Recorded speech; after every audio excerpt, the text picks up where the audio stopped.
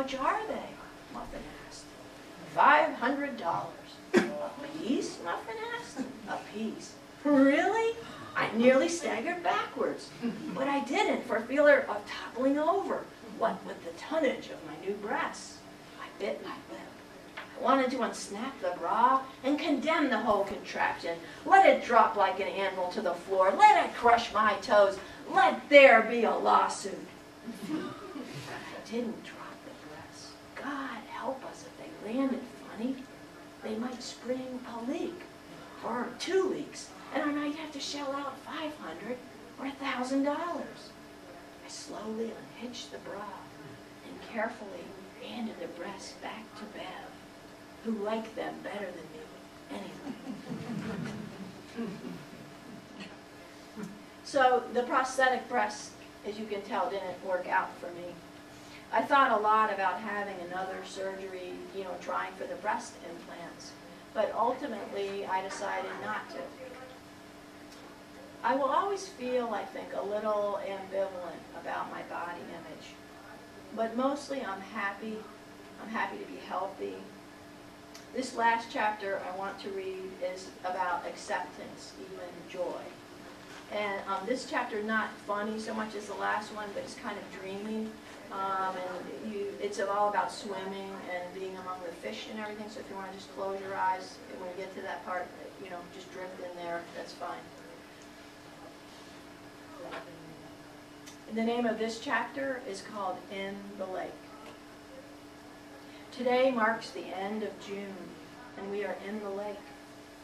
The lake has a funny name, Minnetonka. Lake Minnetonka is in Minnesota, where I've never been. Our Minnesota friends are napping inside the house. We're good enough friends, so they don't feel they have to entertain us. My husband Ralph and I changed into our swimsuits, sprinted down our friend's sloped backyard to plunge into the lake. Ah, delicious. The temperature ball reads 90 degrees. The lake is calm, and yet swimming laps between our friend's dock and their neighbor's dock poses a problem. The problem is milfoil. Milfoil is an invasive aquatic plant that chokes the shallows in lakes and rivers and streams. Milfoil is not subtle, but has the more obvious charms of a tank plowing over its territory with the arrogance of the unstoppable. Milfoil will tangle up your ass. Our friends cautioned us to swim within the narrow sliver they had cleared between the two docks, perhaps 100 yards long, one body wide, where we'd be free to kick and not get tangled in the stranglehold of those green leafy tendrils. If we did get tangled, we were warned not to panic, to gently free ourselves and float away.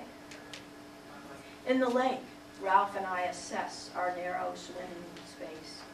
We agree that while swimming our laps, we will pass each other, port to port, like boats. Ralph wears his foggy swim mask. I wear my cool barracuda goggles. The water is over our heads. Ralph is not as an experienced swimmer as me. I don't let him know I am watching, but I keep an eye out. I am not happy to do this. I do not remember the million things Ralph has done for me, not even just the big things, like convincing me that children will be the best thing ever. But little things that no one sees, like letting me hug him when he comes home at the end of a long day, when he really wants to unsling his laptop from his shoulder and go through the scatter of mail.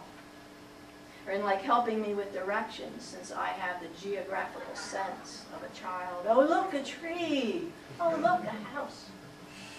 As I commence my 50 minutes of laps, I'm happy to be wet and cool, but I'm frustrated with the milfoil, which confines my swimming and makes me accommodate Ralph and his clumsy breaststroke.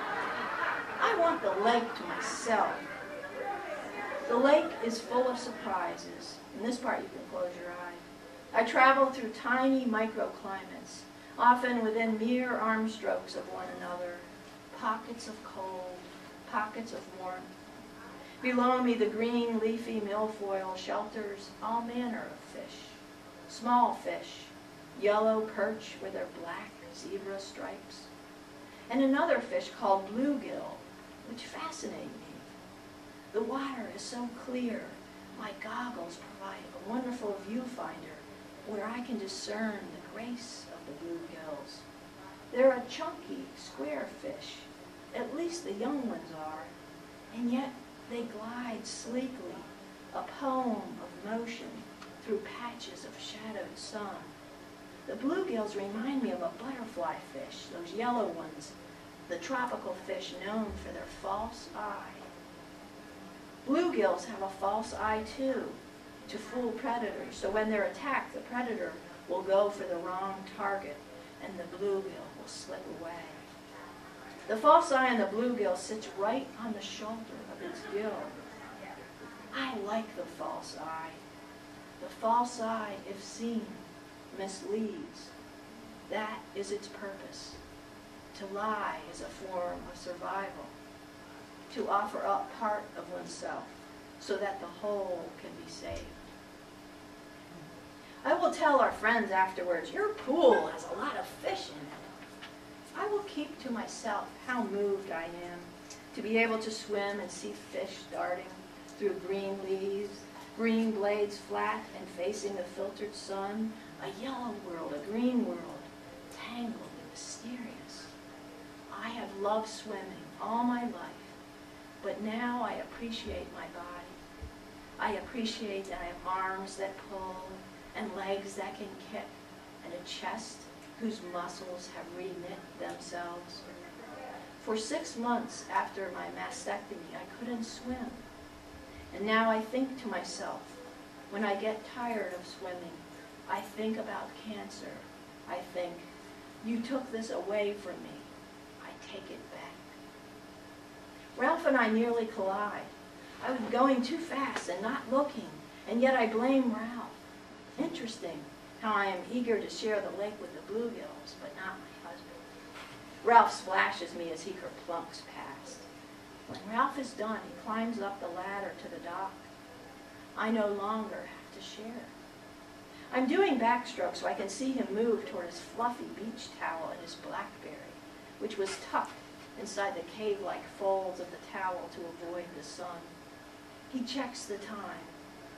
50 minutes, he hollers. You're done. He has completed 50 minutes too, but somehow we don't give him credit. I take one last lap.